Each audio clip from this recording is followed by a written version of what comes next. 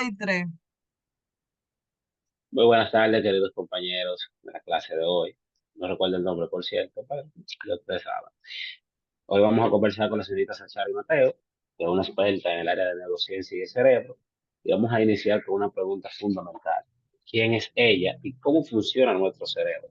Adelante, Sachari. Buenas tardes, un placer para mí estar aquí en esta entrevista. El cerebro, mi nombre es Shari Mateo y yo voy a estar hablando un poco sobre el cerebro. El cerebro funciona de una manera colateral, donde sabemos que todas nuestras funciones están dirigidas por él en sus diferentes partes. Para tener un cerebro saludable debemos hacer ejercicio y mantenernos activamente consumiendo comidas saludables, etcétera. Adelante, Mike. Tú sabes que en estos tiempos hay dos frases que son muy, bueno, que se tocan muy a menudo, que son el estrés y la ansiedad.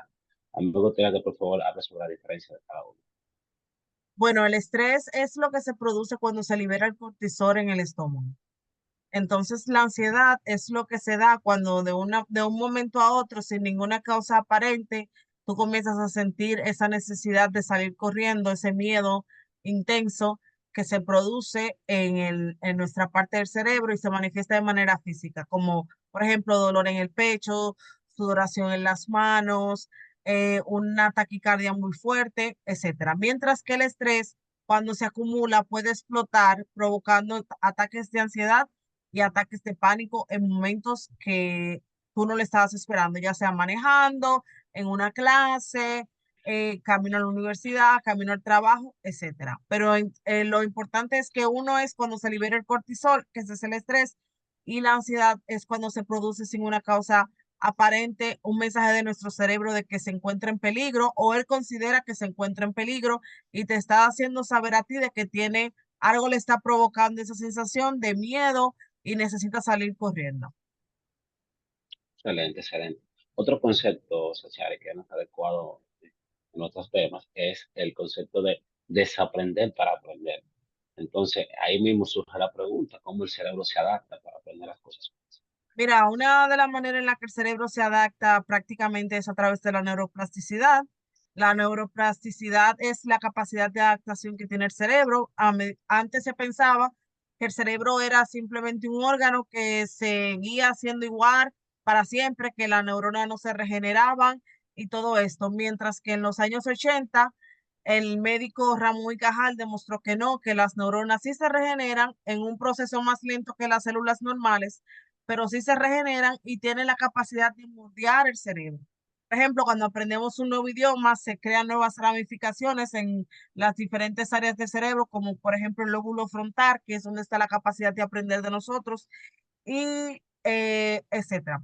Entonces, la neuroplasticidad es lo que le permite al cerebro moldearse a nuevas situaciones. Cuando aprendemos algo, nuestro cerebro se va moldeando. Por ejemplo, si tú quieres aprender a cocinar, esa parte de tu cerebro no estaba desarrollada, pero a medida que tú vas aprendiendo, se va moldeando esa parte, se van creando esos recuerdos, esas áreas del cerebro, esas mayugaduras, como se conocen, se van moldeando y el cerebro, pues, en poco, cuando tú quieras hacer ese plato de nuevo, esa receta de nuevo, va a llegar a ti el recuerdo de cómo tú lo hiciste y lo vas a poder hacer porque ya lo aprendió y lo guardó en esa parte del lóbulo frontal. Ok, ok. Y en ese mismo tenor, ¿cómo funciona para la parte de la concentración? Bueno, la concentración, tú sabes que muchas veces tenemos tantos distractores hoy en día que no te permiten a ti concentrar, como por ejemplo el uso de celulares, que ya, por ejemplo, tú en 60 segundos tú ves un video y tú te sientes satisfecho, grato por la liberación de dopamina. Entonces, para poder lograr una concentración per se, necesitamos crear que el cerebro entienda que para lograr una gratificación tiene que pasar un proceso y durar un tiempo para que se pueda liberar esa dopamina. Por ejemplo, estudiando, aprendiendo a cocinar, aprendiendo a bailar, aprendiendo a hacer cualquier cosa, que no sea solamente esos 60 segundos que hoy nos brinda la tecnología, sino que es un proceso más largo, como leer un libro, que tú vas a sentir la gratificación después que termines de leer el libro y no en el momento de tú ver solamente un resumen de 60 segundos. Por ejemplo, es eso, Ok, o sea, ok. aprender a enseñarle a tu cerebro a que la gratificación es un proceso gradual que se va dando mientras tú vas adquiriendo los conocimientos necesarios, enfocándote en una sola cosa. Ok, y ya para terminar, porque el tiempo en televisión es corto, tú sabes, Ok, ¿verdad? ok. Entonces, ¿cómo te dicen que nuestro cerebro puede boicotearnos a nosotros mismos? Bueno, como te mencionaba anteriormente, con el estrés y la ansiedad. El cerebro nos boicotea cuando se activa el sistema límbico, las amígdalas, y te dice corre en una situación donde no hay peligro, pero tú sientes que hay peligro y tienes que hacer algo para correr. Por ejemplo, un ataque de pánico que te den el trabajo cuando tú estás estresado y necesitas liberar ese estrés que está acumulado en tu cuerpo. Entonces el cerebro te dice corre o me muero.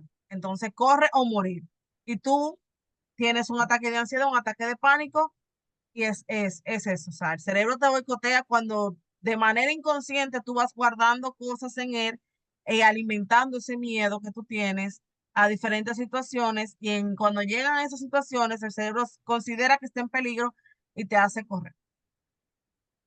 Excelente, excelente. Maestra, lástima que usted no pueda debutar este café. Pero bueno, hemos concluido. Muchas gracias.